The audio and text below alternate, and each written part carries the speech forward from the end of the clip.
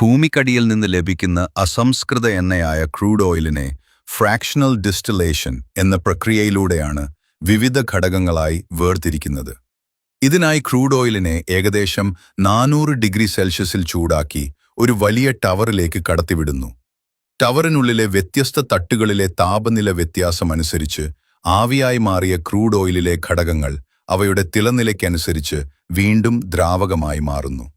ഇങ്ങനെ ടവറിന്റെ മുകളിൽ നിന്ന് പാചകവാതകമായ LPGയും തൊട്ടു താഴെയുള്ള തട്ടുകളിൽ നിന്ന് പെട്രോളും അതിനുശേഷം നാഫ്ത, കെറോസിൻ, ഡീസൽ എന്നിവയും വേർതിരിച്ചെടുക്കുന്നു.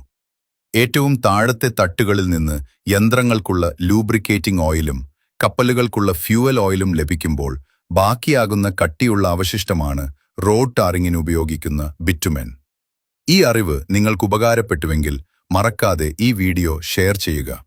ഇതുപോലുള്ള കൂടുതൽ രസകരമായ വിവരങ്ങൾക്കായി ഇപ്പോൾ തന്നെ ഫോളോ ചെയ്യൂ.